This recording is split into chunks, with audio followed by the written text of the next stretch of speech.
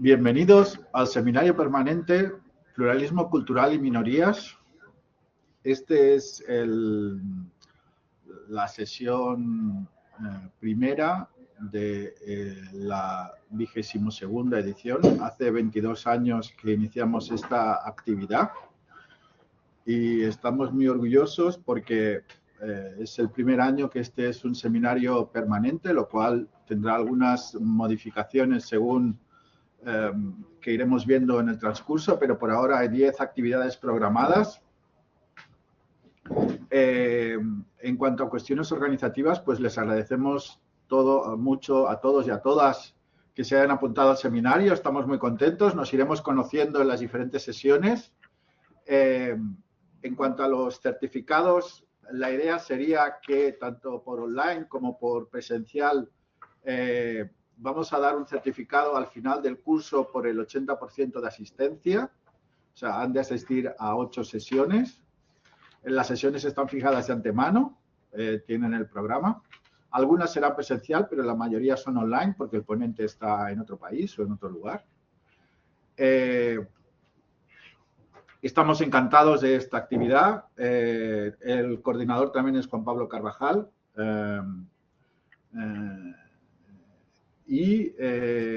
Bueno, si tienen cualquier inquietud, cualquier cosa, envíenos un mail y nosotros les contestaremos. Today we have a special guest with us, Jedrzej Skrzypczak. Sorry, my pronunciation in Polish is always is worse every day. But it's not my good feelings for this colleague, friend, in which I am involved in several projects of academic cooperation, and also I consider my friend. And I would like to read the CV of this professor. He's the head of the Department of Media Systems and Media Law at Mickiewicz University in Poznan, Faculty of Political Science and Journalism. The former chair and current vice chair of the Research Committee 26 on Human Rights of the International Political Science Association, author of numerous scientific papers, studies, and monographs, including our common collective book, Minorities, Free Speech, and Internet, and also the collective book, well, the first published in Routledge, 2023. Our also common project, Lessons of Implementing Human Rights for COVID-19, published in Routledge, and also our common project, recently published in Palgrave, Bridging the Digital Divide. Well, for me, it's an honor and a real pleasure that today Jedrzej Skrzypczak is here with us. And he's going to talk of a hot topic in today's societies, today's polarized societies, that it's pluralism in the media in Europe. Great topic. The floor is yours. Okay. Thank you very much, Professor Oscar Pérez de la Fuente, for invitation and for possibility to be here. So, buenas tardes. ¿Cómo estás? I'm sorry, rest of my speech will be in English, but I'm working on Spanish every day. This is my 5th time here in Madrid, on the University of Carlos III in Madrid, because first time we met with Professor Oscar in 2019. It was a symposium on anniversary of Declaration on Human Rights, and then we met during the many other meetings, events, conferences, symposiums, webinars. Last time I was here virtually, unfortunately, this year in spring, because I had also speech during this series of seminar. Oscar mentioned about our cooperation. Okay, I should hear such. Yeah, my topic will be about freedom and media pluralism. So freedom of expression and media pluralism in the EU, in the scope on the under the European Media Freedom Act. More than 1 month this act entered into force, and I would like to present the main regulation of this act, and so some impact on media market in Europe, but also or especially in Poland, because Poland is unfortunately a good example to explain why we need European Media Freedom Act those time. Okay, I'm sorry, but on this presentation I don't know what's happened, because it's 3 books which we presented, published last 3 years. First it was in 2023, and it was freedom of expression, internet and minorities. With our colleague, we were editors with our colleague from US. Second one, it was published this year, January. It was after the COVID-19 pandemic, how the world has changed after the COVID pandemic. It was, of course, about human rights from different point of view. Different authors and different experiences on many different levels, freedom of expression, but also situation of workers, situation of women, and etc., etc. And the last, I'm sorry, I thought that here is will be the cover of this book, but I have this the last one. It's completely new. I'm sorry, I have only one hard cover copy, because Palgrave Macmillan is very expensive. It's almost 150 euros per one copy. But if you like to I guess that maybe in okay, Oscar will send to library this book, or maybe faculty will buy this okay. And I have also okay. Sorry, yeah. Small gifts from my university. You have beautiful campus. Juan Pablo spent 3 months in Poznan in our campus, and here is a small gifts from my university. This is a postcard from Poznan University. If you would like to visit Poznan Faculty of Political Science and Journalism, because it's officially we are this is a full name of our faculty, it will be great. I don't know if I mean about Erasmus projects or other projects. We have also, okay, I hope that we also today had a very fruitful discussion with the director of Institute of Human Rights here, and maybe we will have also some cooperation with the PhD students cooperation. So we had, because Juan Pablo hosted in our university, and I hope that your experiences are nice. So okay, but let's jump to the main topic. Let's start from the beginning. However, maybe we should start from Declaration on Human Rights from 1948. But when we talk about Europe and when we talk about the international law, European law, we should mention, of course, European Convention on Human Rights from 1950. and Article 10, which guarantees freedom of expression. Yeah? And because it was after the Declaration on Human Rights from 1948, it was first time when, on the one hand, we have declaration of freedom of expression, for example, in first paragraph, and explanation what does it mean, in fact, that this is freedom to first hold opinion, second to receive, and third impart information and ideas, yeah, without interference, etc., etc. Of course, in sentence 2, we have some exception. This is possibilities of licensing of broadcasting or television. We have also the cinema enterprises. This is not now works such license in majority of countries.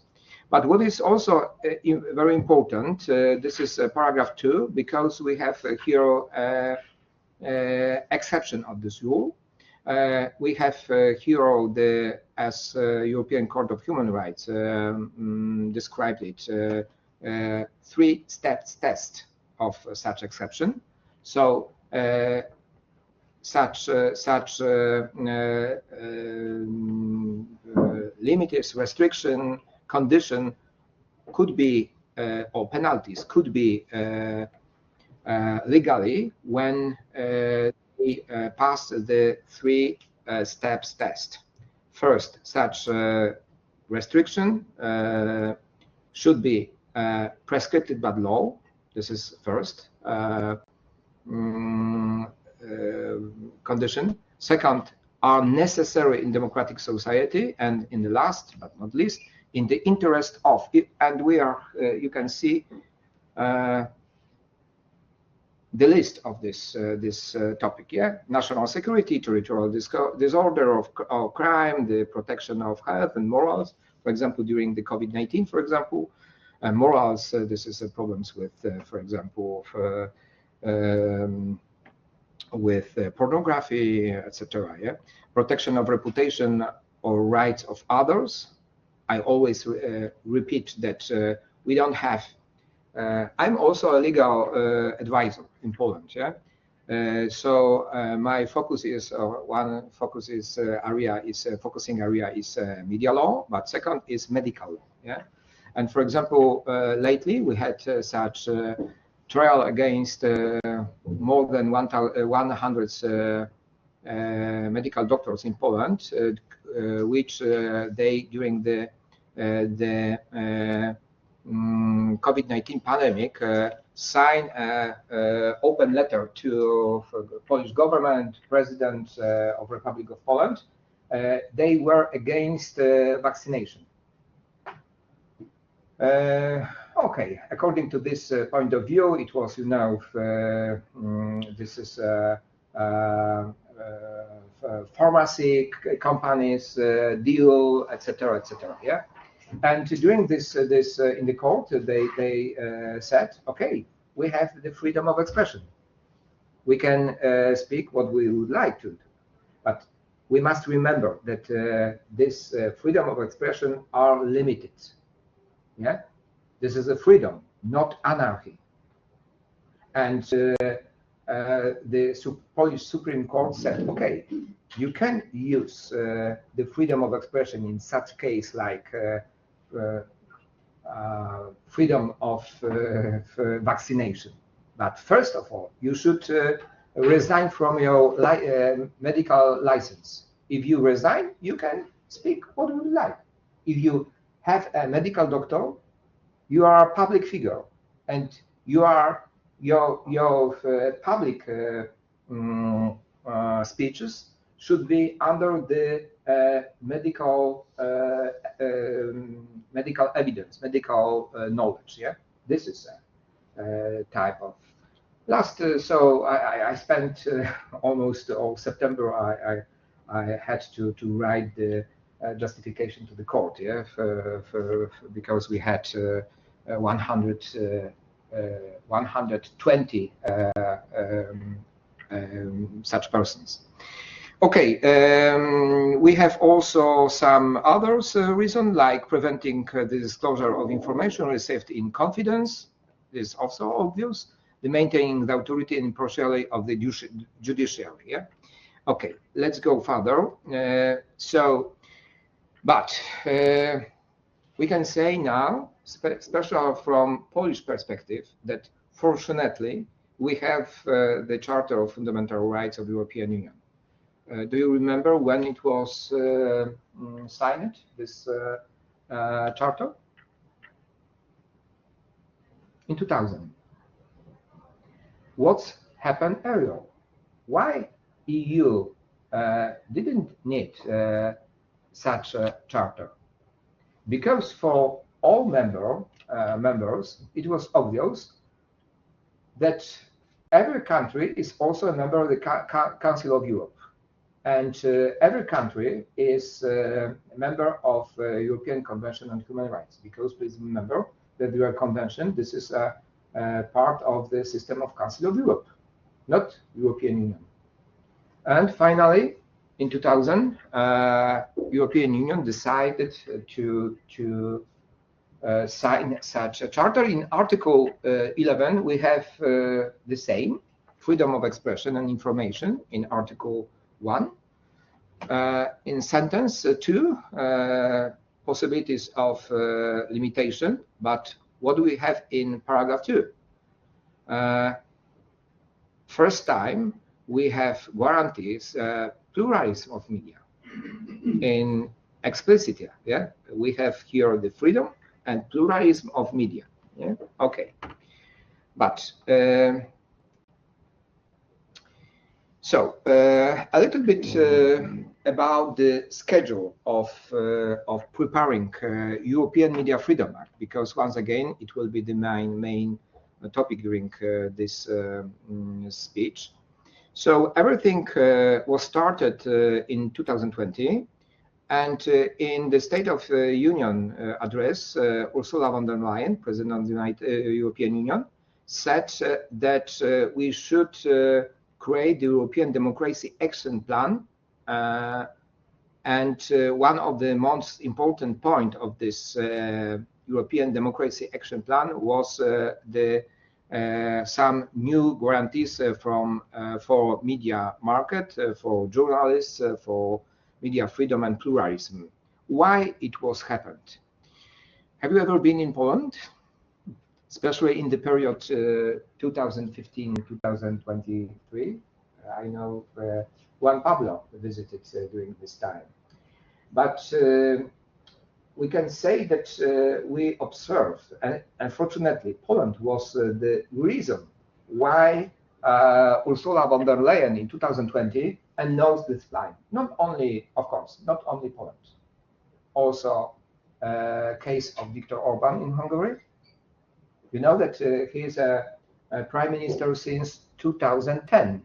Of course, it seems that everything is in democratic, based on democratic values. But we can say that this is liberal democracy system. And Mr. Kaczynski, he is not so clever like Viktor Orban. Viktor Orban almost graduated Oxford University, not Kaczynski. So it mean what does it mean? That Orban played tricky games with the European Union for decades, more than decade, since 2010. Yeah, Kaczynski and his, of course, European Union tried to help democracy on many fields. Okay, but this is a very, very delicate case, yeah, because it's a position of Brussels in constitutional and national system. But Kaczynski is not so clever, and his steps to the liberal democracy, it was not so sophisticated like Orban's game. Yeah, really. But I remember the sentence in 2015 when Kaczynski said, "We will have next Budapest in Warsaw." Yeah. So what was the main idea? That the idea of Orban's idea will be the same like in Poland. Also on the level of a media market, yeah. So 2021, 2022, European Commission held extensive consultation with many partners, stakeholders, regulators, and some institution of open society. In 2023, European Commission published the legislative proposal, and 2024, European Media Freedom Act was adopted, but first, of course, Parliament, European Parliament, and then Council, yeah? And since 8 August 2025, yeah, ENFA entered into force, yeah? So we can say that since more than 1 month, European media freedom is acting in European Union, in all European countries, yeah? Okay, let's go further. Yeah, we must remember that it was very controversial, that this is not a directive, this is EU regulation. I'm sorry, Oscar, can we switch on the full screen or not? No. Yeah, okay. So what does it mean that this is regulation? Do you know what is the difference between, from legal point of view, between directive and EU regulation? I'm sure that you know, because it's quite clear that it does not, regulation does not require transposition to national or international law, yeah? And could be or should be directly applicable in all member states. Directive not, yeah. So EU directive, yeah. So and national authorities are obliged to apply it directly in any national provision contrary to the regulation must not be applied, and this is very important. That when in each of some European members countries, states, there is a regulation against these rules. So it means that we should apply regulation, not domestic regulation. This is very, very important. And in my opinion, this is hope for us. Us, I mean about people who, for example, since many years try to build, for example, two public media in Poland. We had this problem. I was between 2012 and 2016 member of supervisor body in board in Polish radio. This is a public radio in Poland, and I was member. I remember the procedure. In finally, National Broadcasting Board appointed me on this position. It was very complicated. For example, in those times, we needed support from such candidate should have support from university. I had such, but after that we had, for example, public consultation. Everyone could ask me about my vision of this Polish radio. It was the regional Polish radio in Poznan, the Polska region, not the on national level. Yeah, and when PiS won the election, they during the one night they changed the regulation on this field, and the new minister disappointed me by fax. I received fax. You are a fake, okay. Like Donald Trump. It was you know, against the former regulation, but they had, yeah, it was the sources of success of law and justice during this time, because they had a lower chamber of Polish parliament, higher chamber of Polish parliament, and the president. So three important bodies in legislative procedure in Poland. So they, with one exception, constitution. They didn't have constitutional majority. But during last week, we, because I'm also, Oscar's mentioned that I'm now vice chair, former chair of Research Committee 26 on Human Rights, International Political Science Association, and we organized a colleague in Brazil conference about democracy and constitution, and I mentioned how it's possible. So the way to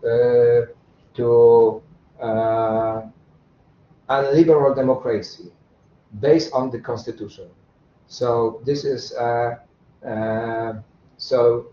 how easy so is to change the constitutional practice without changing the constitution. Yeah, because I mentioned about three main bodies which Mr. Kaczyński, leader of Law and Justice, took during this time, but we must remember one more, because the first time he was a prime minister in 2008, and after 2 years he lost election, and next time in 2015 he announced, okay, we lost some years ago because we didn't have constitutional court in our hands. So in 2016, first of all, they took, so suddenly the appointed the new members of constitutional court. So finally they had everything in his hands, their hands. His, I mean about Kaczyński, but this is people from this party. You know, this is a very, of course, we must remember, like in Hungary, that law and justice, so it's in English, Polish abbreviation sounds very nice because it's peace, prawo i sprawiedliwość, peace, yeah? But this is not a peaceful party. This is a very, very aggressive party, yeah? Okay, so once again, come back to the regulation, and this is a hope for people who think that it is possible to create some democratic values on a media market, because I don't have such belief that it will be possible in Polish Parliament, but we will have, when we have the regulation of EU, so national regulation should be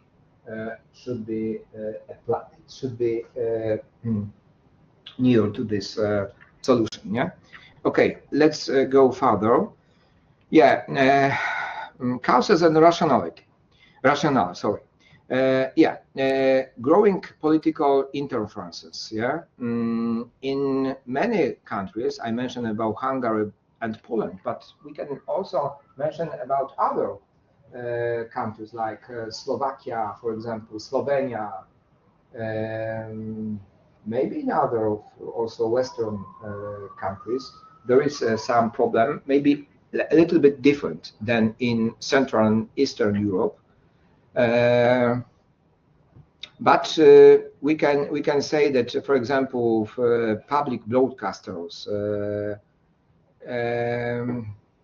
it was the first victims of this populist parties. Yeah? Political actors sought to control narratives, restrict critical journalism, and marginalize independent outlets. Yeah, but also, and this is a main topic in such country like, for example, France, also in Spain, I guess, economic pressure and media concentration. Yeah, because we can observe, you can see here on the slides, two pillars of this. Interferences of this pressure, political, and second is economic pressure. Yeah? Both are very dangerous. Both are kill the high quality journalism. Yeah, and when we think about discuss about economic pressure and media concentration, so we can we should. Remember about horizontal and vertical concentration, yeah. And second point, it is also very, very important. This is position of big tech, yeah, like Google, Meta. And now I think also the next very important point is AI. Yesterday or day before, Google announced that they will switch on very shortly. It's happened, but now will be the new version of Gemini. So this is AI, Google AI system. And when you ask something in Google, you will have answer not with the list of links, but answer from AI. Someone can ask, what is the difference? For example, for newspapers, for media, this is a big difference because they have sources from media, but even you can see on the screen the links to this media. Yeah. So I'm also a member of special commission in such a body like in Warsaw, the capital of Poland. This is Repropol. This is on the copyright area. This is a special association of publisher and journalist. On the case of copyrights for journalists, yeah. And now we have a big battle with Google for payment for developing of AI, because they developed AI based on sources from creative sector, and very soon it will be obvious that okay, authors are not necessary because AI can create all news for media. And we can observe, for example, I don't know how in Spain, but last month, first point, for example, the biggest newspaper, Gazeta Wyborcza and Rzeczpospolita, they 5 persons from proofreading units. Because why? Because this is not necessary. Because AI can do it better. Yeah. This is first point, and second, last month I had a speech during the Economic Congress on the south of Katowice, Dąbrowa Górnicza, and I on behalf on this Repropol, I presented the data from the market, and when Google switched on the first version, one day ago, they announced that it will be better version of this Gemini, I don't know. But even under the first version, so publishers of newspaper lost about 60% of movement on the internet. 60%. It's horrible for publishers. It's horrible. This is, you know,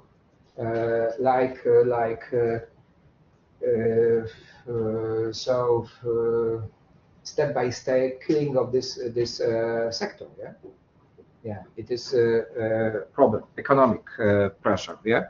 Okay. Let's go further. Yeah. Next point is digital transformation and narrative creation. I mentioned a little bit this.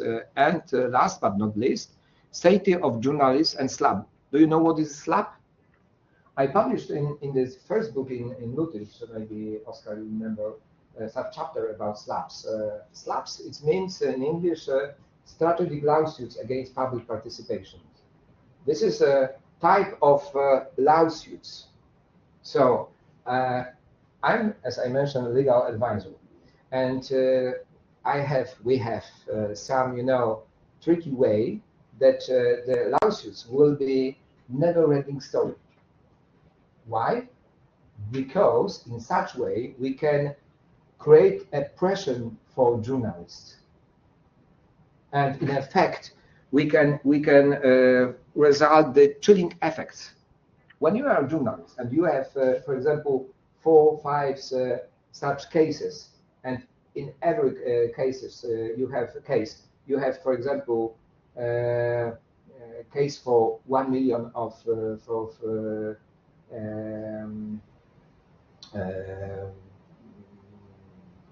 in civil trial. Yeah, you can think, okay, this is so big pressure. Why I should?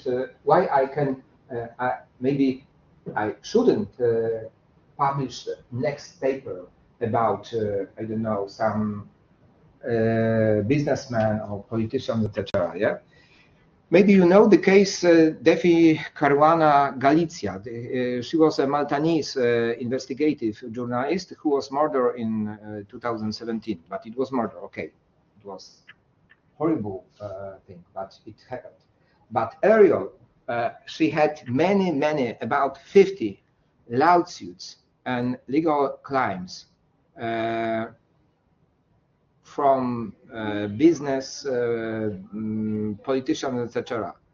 And now we have anti-SLAP directive, EU, such a directive prepared. And this directive is called sometimes Daphne Law, because it was first name, Daphne Caruana Galizia, yeah, from Malta, yeah. And SLAP, this is, but in this chapter I presented also some Spanish cases also, which we can call SLAP, yeah. This is very interesting solution, anti-SLAP directive, because what is the main idea? First, that regulation were in US in some states, not on federal level. And the main idea, anti-SLAP solution, regulation, is that the court, judge, on the very first step of lawsuits, should decide it is such case in the public interest or not. If yes, we should very fast close this case. This is idea of anti-SLAP regulation, yeah. But this, you know, anti-SLAP EU anti-SLAP directive is okay. It shows when sometimes EU is so weak because it's only on the international level, not on domestic level. So maybe more important is, but this is not binding law, such regulation adopted by Council of Europe, anti-SLAP regulation also, yeah. We had also the draft of the regulation in Poland, but you know, we have the new president, new old president, so old because it's Mr. Karol Nawrocki. So this is a man who is very close to Jarosław Kaczyński again. So I'm afraid that there will be next example of collapse such a draft. Yeah. Okay. So it is when you read the recitals of this directive, you can find some explanation why European Media Freedom Act is so necessary. Some explanation of this regulation. Yeah? For example, the point recital first, the protection of media freedom and media pluralism is two of the main pillars of democracy and of the rule of law. So in this way, EU underscore that democratic media, pluralistic media, there are two pillars of democracy and of the rule of law. They are necessary for good condition of democracy. We need high quality of journalists and media. Yeah, this is necessary. Without high quality journalists, we don't have a good quality of democracy. Yeah, this is first. Next, in recital 17 of this directive, this ENFA, the protection of editorial independence is a precondition for exercising and activity of media service providers. And recital 19, it is therefore crucial that journalists' ability to collect, fact check, and analyze information be protected.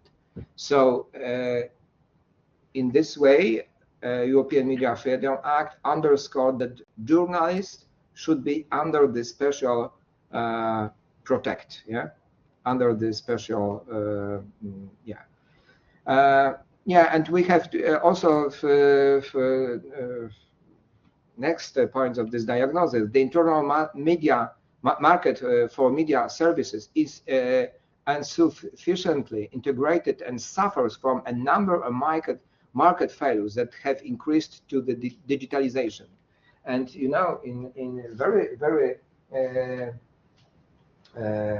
official way, EU declared that so big techs like Google or Meta could be dangerous for media market and high quality of journalism. Yeah. Okay, let's go further. Yeah, this is a structure. We have 4 chapters, but many sections in majority of them. General provision, rights and duties of media service providers and the recipients of media services, framework for regulatory cooperation and well-functioning internal market for media services, and final provision. Yeah. Okay, but let's focus on key provision. Yeah. First, this is safeguarding editorial independence, Article 426. I prepared some paper. I'm sorry, it is maybe too long because it's about 40 pages. Yeah, I'm not wrong. And I think that this is I presented more details. Yeah, but okay. First, it's prohibition of interference by public authority in editorial decision. So, in many places of this act, EU underscore that freedom of editorial decision should be protected under the act. It should be one of the main rule of this. Yeah, this is Article 4. Paragraph 2 or Article 6. Next, protection of journalistic sources and confidentiality of communication. Yeah, this is also necessary to guarantee protection of journalistic sources. This is sources of news for journalists without access to the information, not only public information.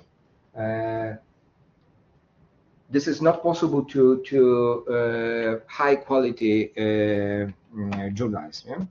Obligation for media organization to disclose ownership structures and possible state financing. This is next point, very important. Level of ownership and concentration, and impact of public money for this market. Yeah, this is also very important. So let's go further. Yeah, Article 5. This is very important from my point of view. We organized even during the Law and Justice time, Law and Justice Party era conference, liquidation or reform about the future of public media in Poland.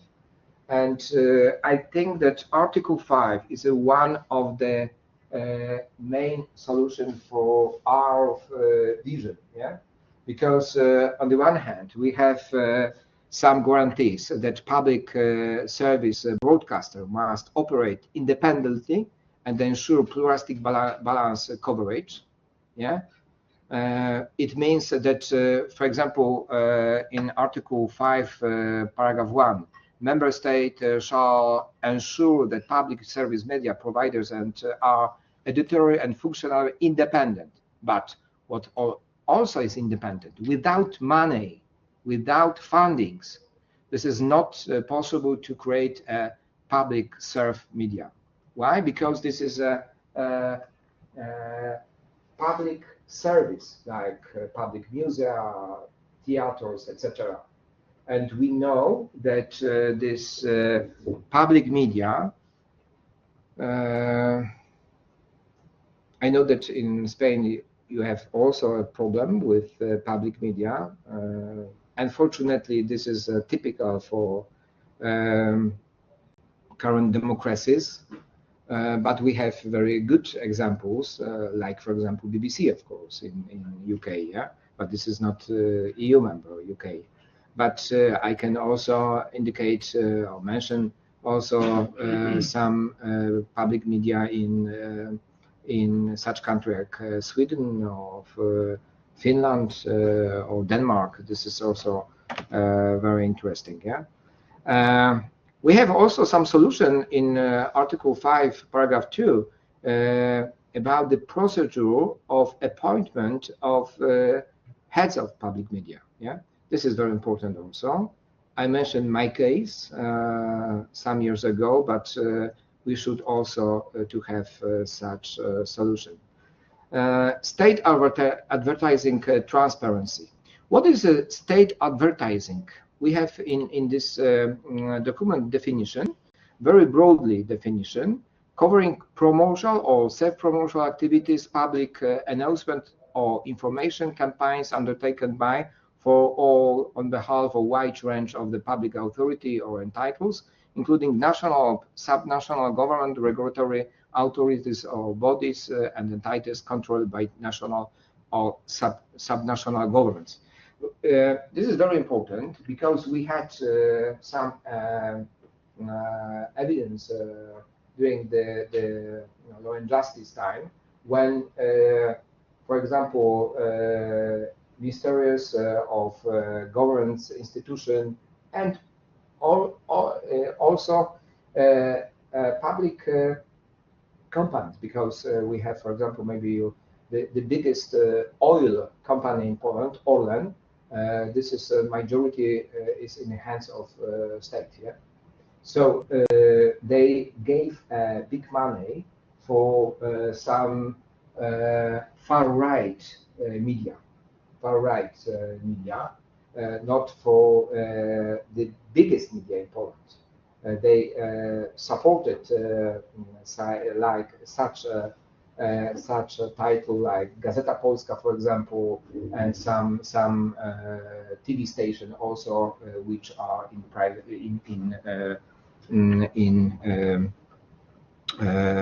people who supported Kaczyński. We have.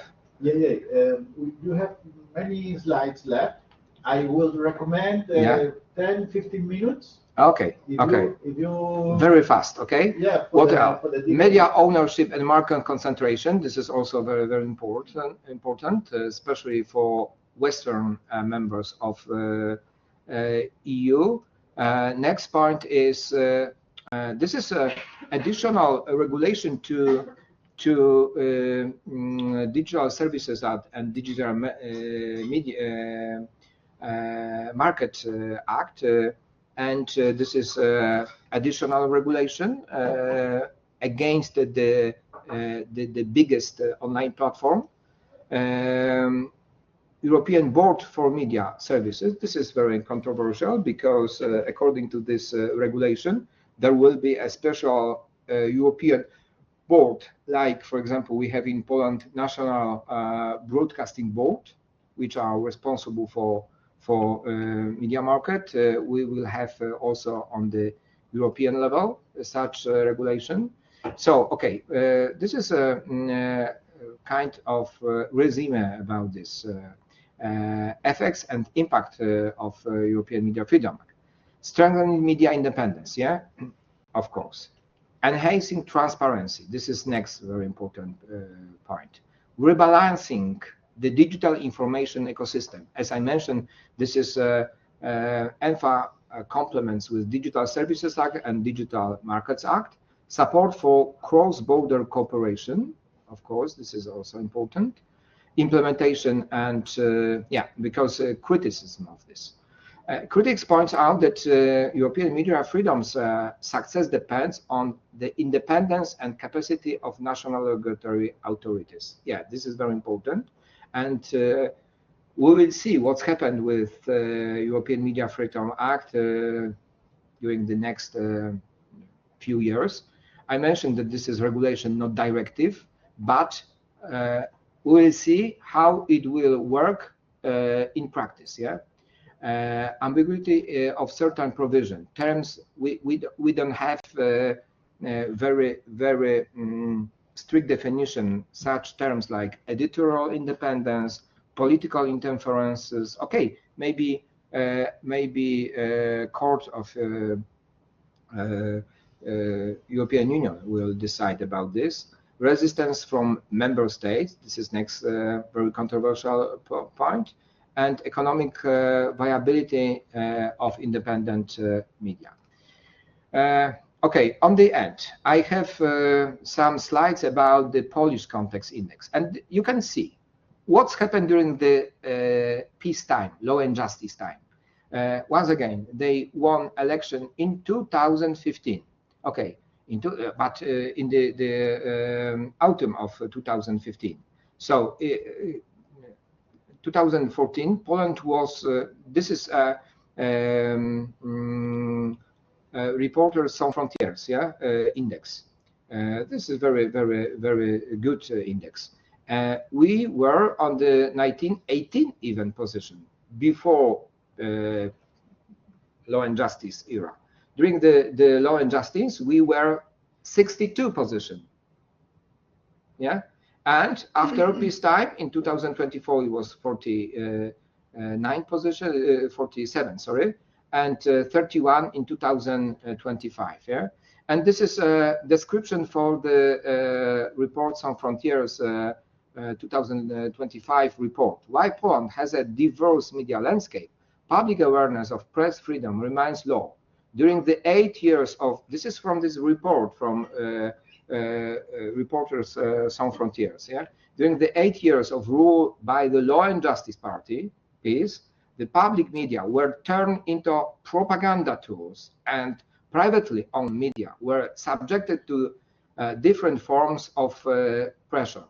The opposition's victory at the end of 2023 offers an opportunity to improve the right to information. So we can see on this position in this index that before it was 18 even position, very high. Yeah. After we now 2025 31 first position. So yeah, implementation of ENFA, sorry, in Poland in 2024. Polish Minister of Culture and Cultural Heritage proposed draft legislation concept. November 24, after the very broadly public consultation, they presented a public consultation report, not the draft of the new regulation of Broadcasting Act in Poland, but only the result report of public consultation. In 2025, we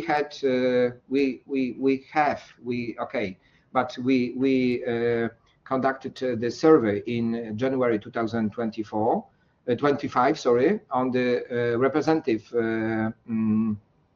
sampling, 1,000 people,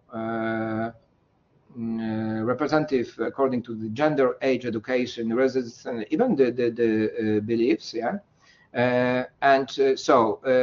Finally, when we ask what is your opinion about media freedom in Poland in 2024, when it was the first time of the democratic coalition, yeah, and 45% of people say the media was more independent than 8 years earlier, but 41 disagree with this statement, and we can see how Polish society is polarized, yeah? Because majority of Koalicja Obywatelska, this is a liberal party, said almost 90% yes. Majority of supporter of peace said no. So okay.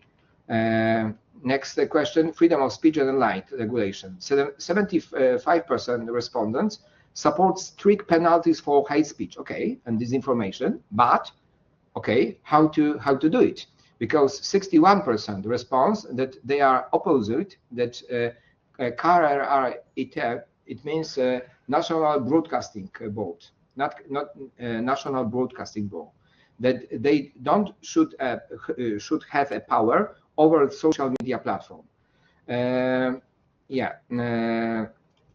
Next slide.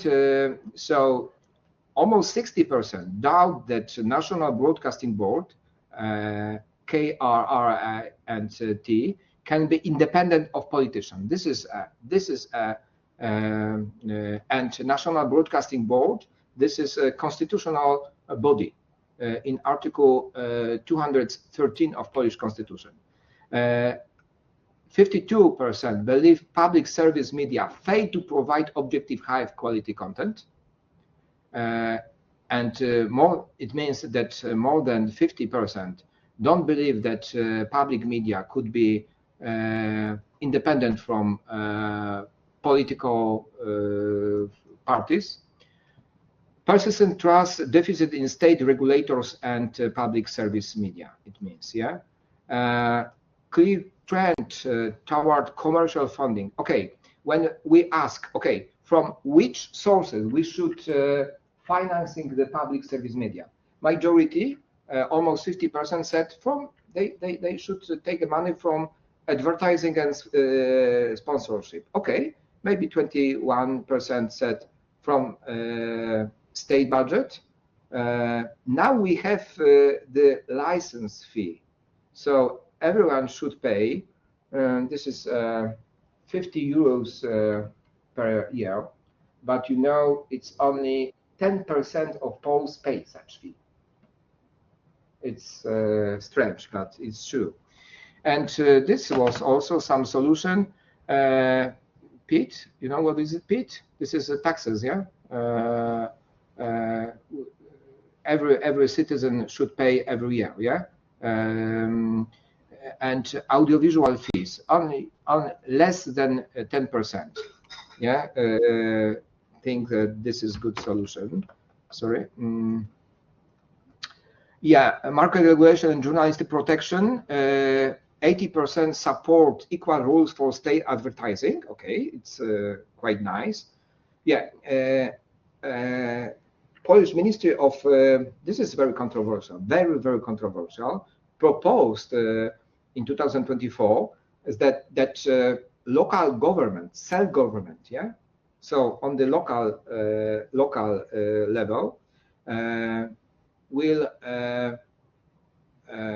will not publish a media, because now in many such local society, such local government media, this is only one newspaper on such area, yeah, and 70% are against such solution.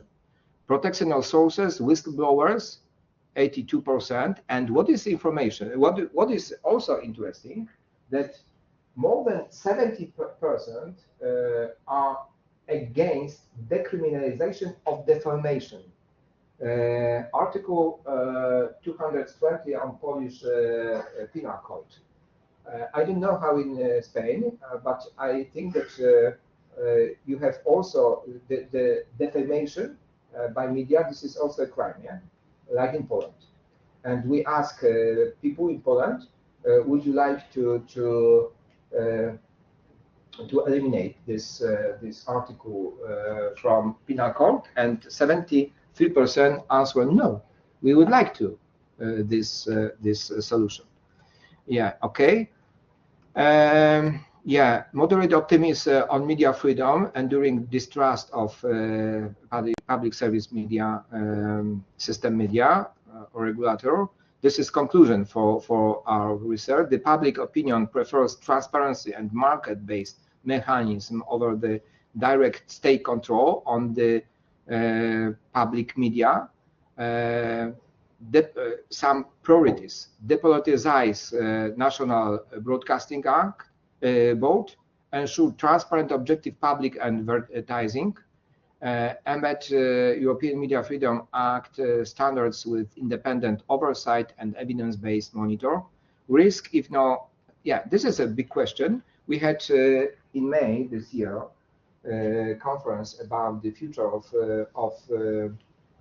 this implementing European Media Service Act in Poland, and one of the key note speaker was a lady from European Broadcasting Union, and I asked her, okay, what will happen when we don't have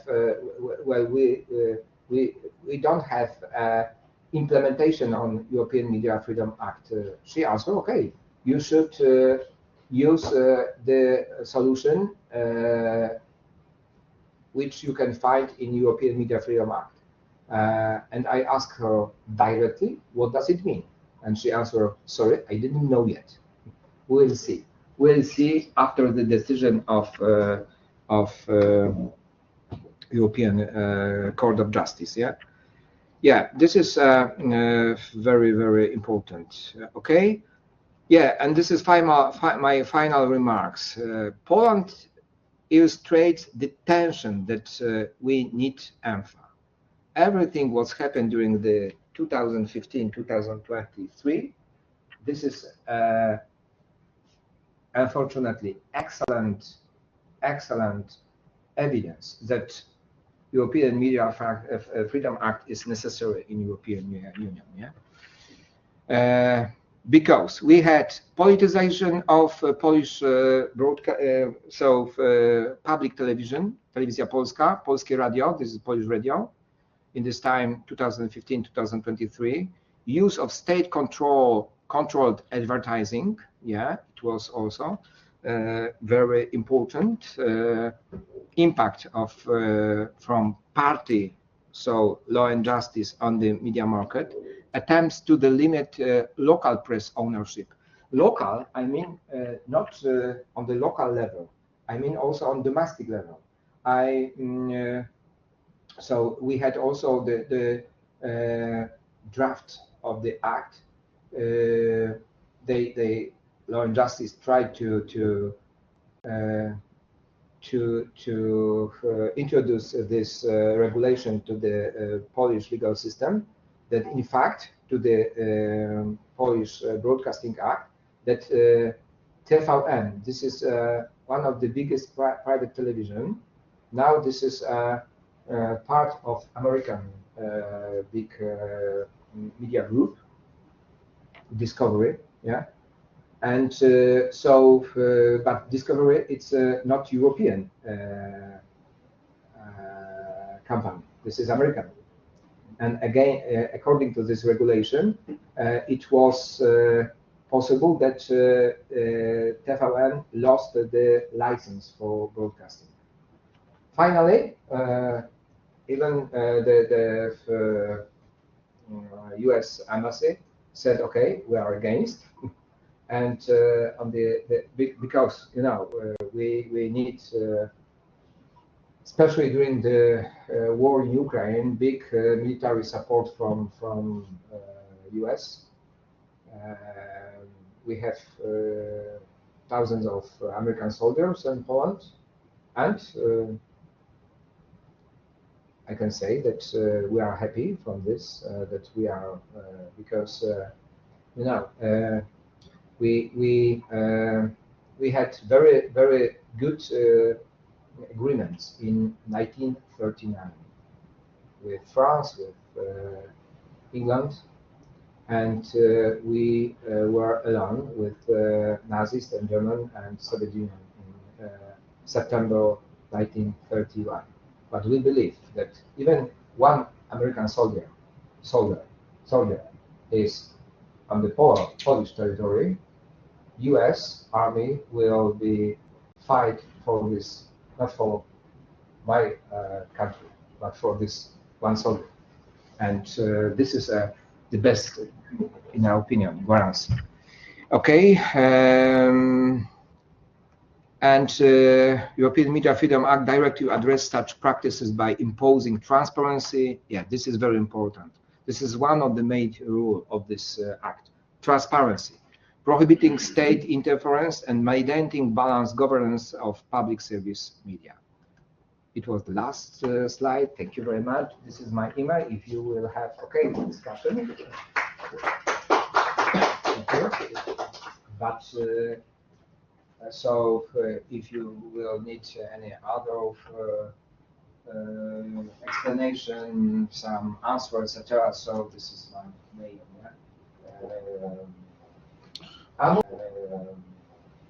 AMU, it means Adam Mickiewicz University. You have University of Karol III.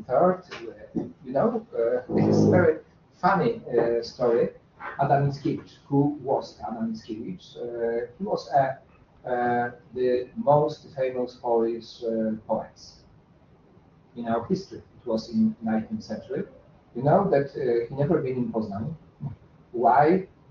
His name is the name of university, because it was a tricky game of university professors in 1953 when Stalin died, because it was idea from communistic party that it would be my University of Joseph Stalin.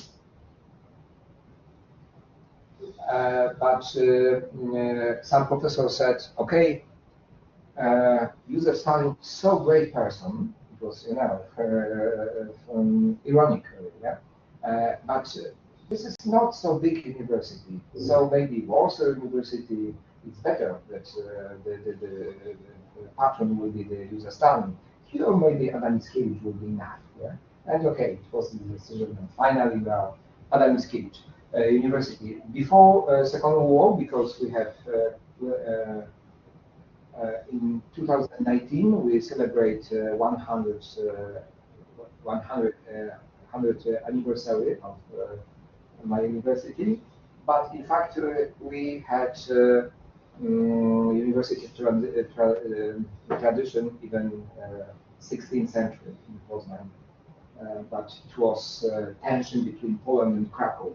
You know, Poznan. Juan Pablo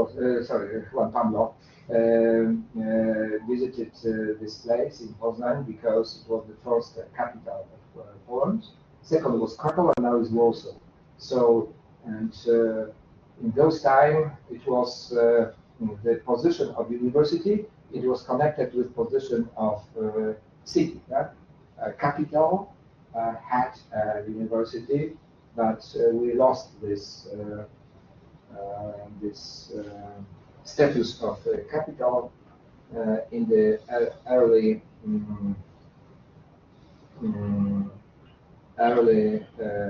12th century. Okay. It was forward to me. Thank you very much. You don't realize that there is a camera. Oh, okay. I'm sorry. Okay, don't worry. Okay, thank you very much. It was very interesting speech. Poor life, still in the chat. Okay, now it's time. There's a tradition. Open turn to speak. Everyone can ask questions to Jedrzej, to the speaker. If you like to talk. Oscar has always a problem with my name and last name. Easier is JJ. It's this first and last letter of my name. It's also the chat speakers. Okay. The chats. I know that maybe today it's a very more interesting topic. Like today morning, Donald Trump announced that we have a deal between Palestinian and Israel. But I'm sorry for this topic. I know that it could be a little bit boring, but. For today, but I think that from our European perspective, this is a very important topic, and I hope that this is a big hope for better future on the media markets. I hope in this sentence. Yeah. I have two questions. Okay. One question is. In our debates these days, we have talked about artificial intelligence regulations, and we compare, maybe it's a joke, and we compare the Americans that they have artificial intelligence model and a tendency to death regulation. We have the Chinese or the Asians that they have a tendency to imitate the others and to do things cheaper and not regulate. And we have the Europeans that they have no artificial intelligence model and a great tendency to regulation. Okay. Yeah, we can say that we have regulation. What do you think about how these apply to this question of transparency in the media? And my question is about this comic. I don't know the name. I am very bad for the names. About this comedian in the US with a show at late night that Trump say this is a bad guy, and then they remove the program, and now Disney is a big corporation, and Disney say no, we put the program, and we need to hire this person because this person is good value. My question is, well, these are the two questions. I have another third question. My question is, what is better for transparency and for media independence? A good rule or a good economic independence of the media? This means be independent of the political power. Okay. Okay. First question about AI and regulation. Yeah, this is a great question and great topic. Thank you very much. I had a speech, if you remember, in Seoul during the World Congress about the different attempts to regulation AI. This is in fact a question about some values, because we can say, for example, or in the case of labor law, for example, as I know, in US they don't have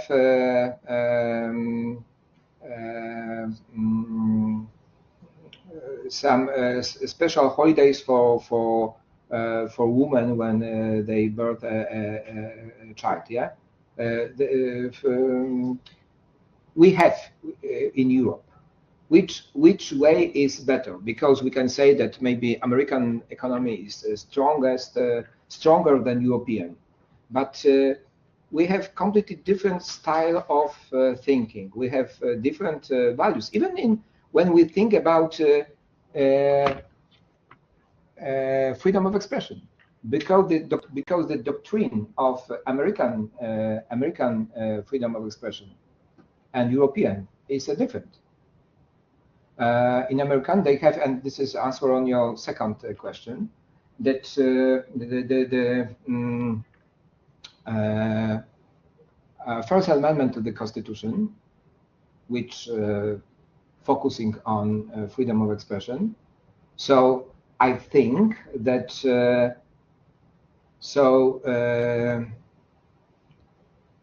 Trump's idea, in this case, it was completely against this. Why? When he was an ordinary businessman, okay, it was under the protection of First Amendment. When he is a president, this is, in my opinion, not acceptable, such a solution. And when you ask what is more important, strong economic position of media outlets or regulation, okay, I think that without regulation, we can observe how the market can fail. So look at the situation of big tech. We can observe this. For example, situation on Google and even in Europe, yeah? This is, we can say that this is the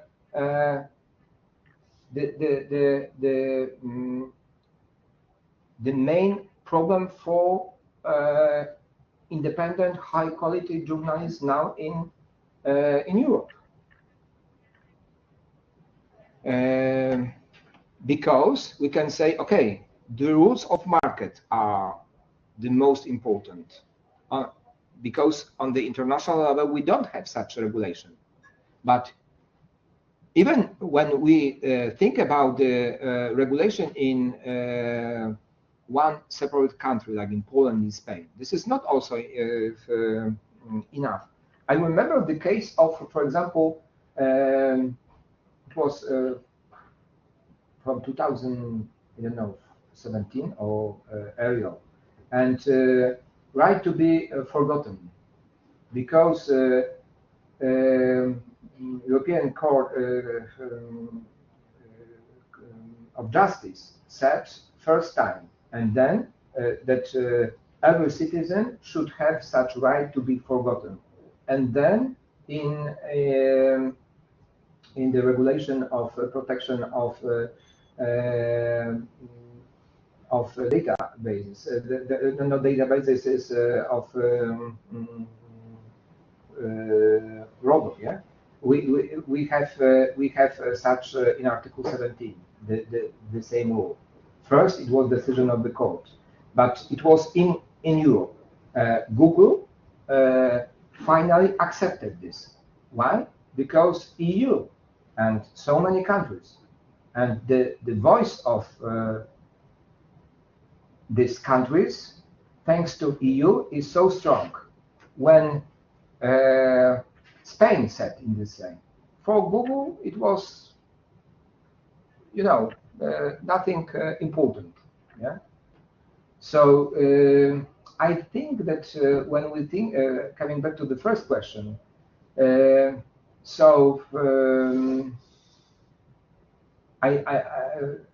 can imagine that we don't have a regulation of AI, because now we are in the middle of the AI revolution, and we should have the strong rules on this field.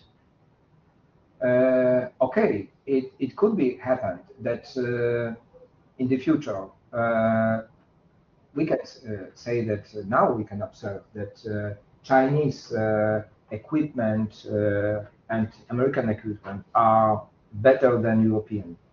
But we can say that fortunately the European market is so big that even such a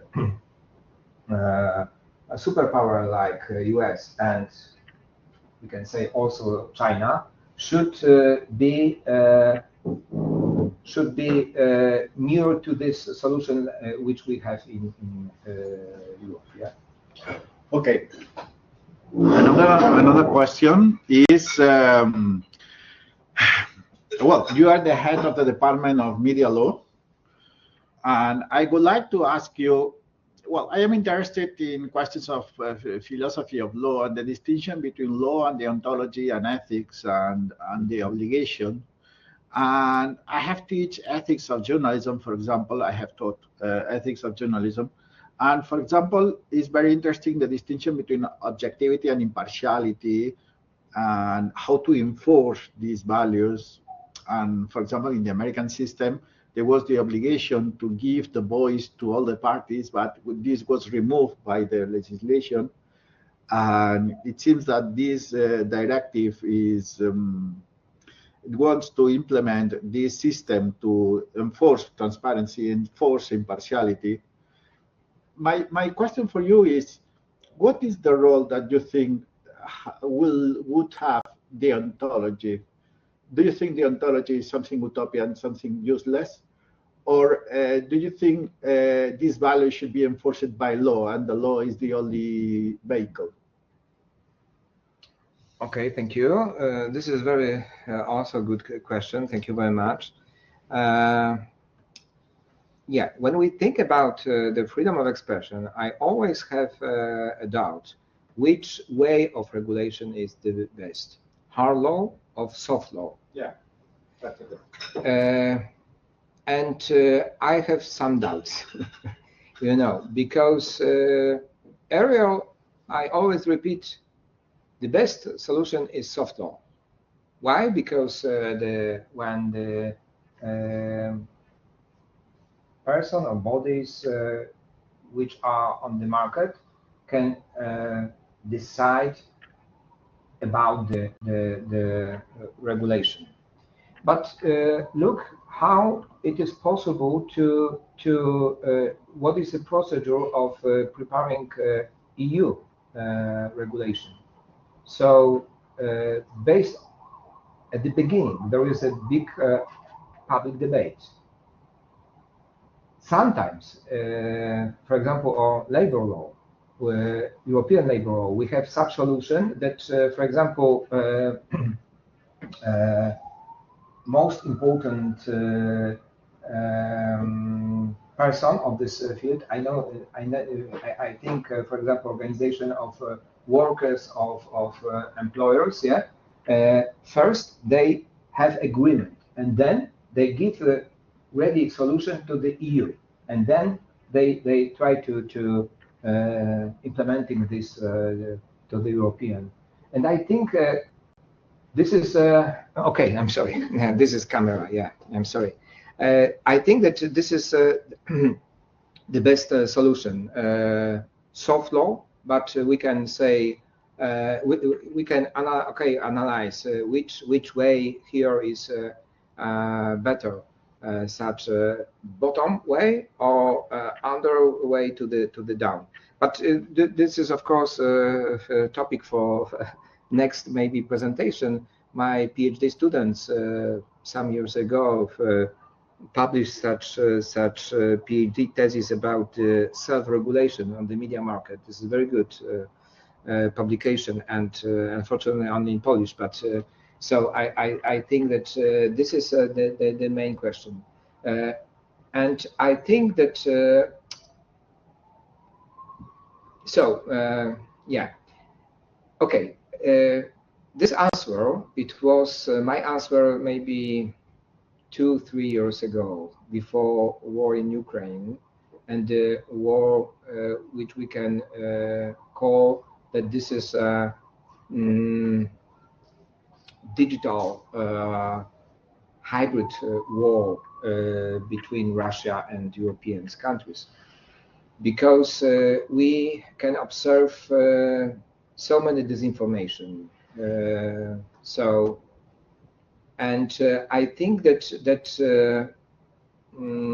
sometimes self-regulation, it's in such case when we are in the, unfortunately I must say that it seems, my reflection is that we live in the time which we can compare with the 30s in 20th century.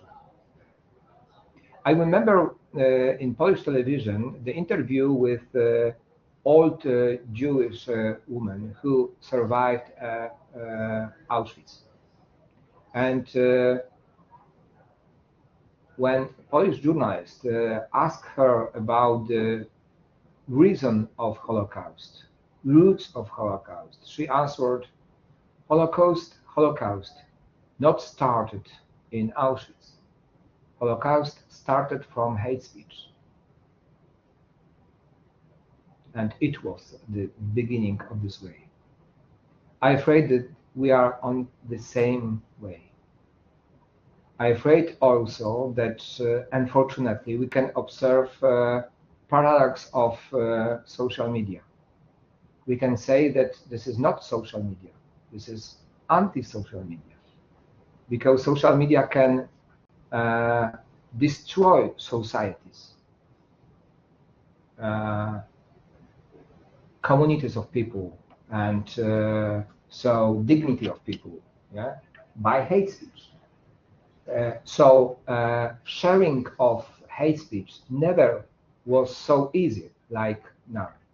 And I'm afraid that maybe this way to the next, I don't know who will be the victims. Because I attended in this demonstration Saturday near Atocha, and I saw such slogan, "Never again is here, never again is now." Yeah, it's true. We can discuss about genocide in Palestine, etc. Yeah, but once again, I'm afraid that this way of hate speech, this is way to the next Holocaust. Okay, we have a quick question. Yes, thank you. First of all, thank you to share with us your knowledge. And second one, in your lecture, you shared the public's perception about the need to take measures against discrimination and hate speech on media, but at the same time, they disagree with to give more power to the actual regulation agency. So what other regulatory action can be explored? Mm-hmm. Yeah, this is yeah. Thank you very much for this question, because it's I try to answer for the last Oscar's question. That yeah, I thought some years ago that the soft law, soft regulation, soft power is better, especially on this level of.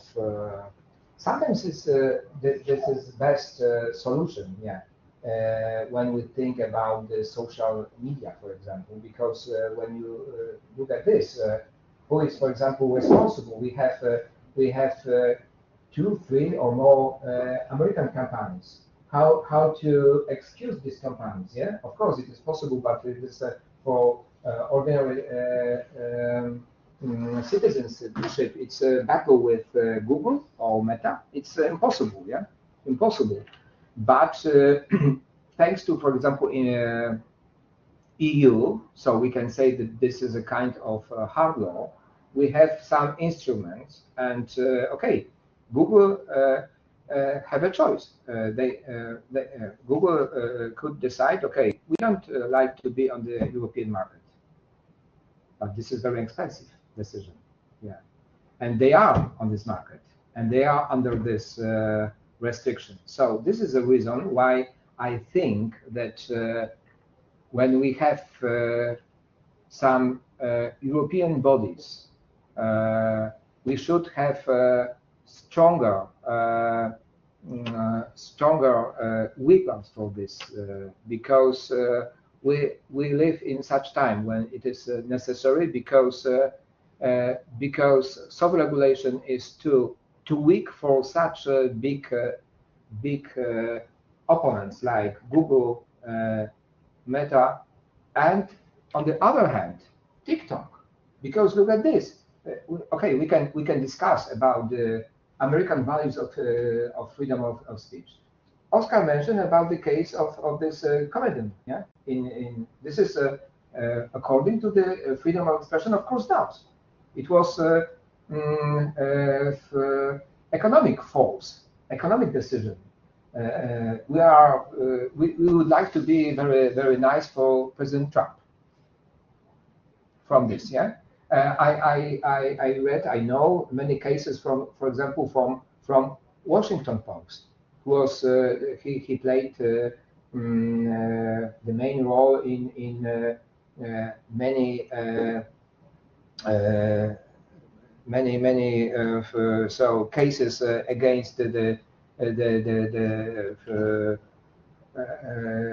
government in US. But now they decided to fire many journalists because they are criticized against Donald Trump. On this dinner with Donald Trump were almost everywhere. Elon Musk, okay, he was very close to Donald Trump, but also Mark Zuckerberg, etc. Yeah, who knows? Look at the decision, because it was the decision of Biden's administration again and Congress against the TikTok. Now Trump said, okay, this is a business case.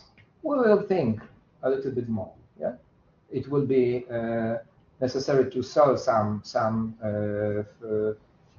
part of this company to the American hands. Yeah, but even when we believe to the American values and American freedom of speech, on the other hand, we have Chinese values. Which values? Freedom of speech, freedom of expression in China? Have you heard about this? Well, thank you very much. It has been an excellent exposition, an excellent debate.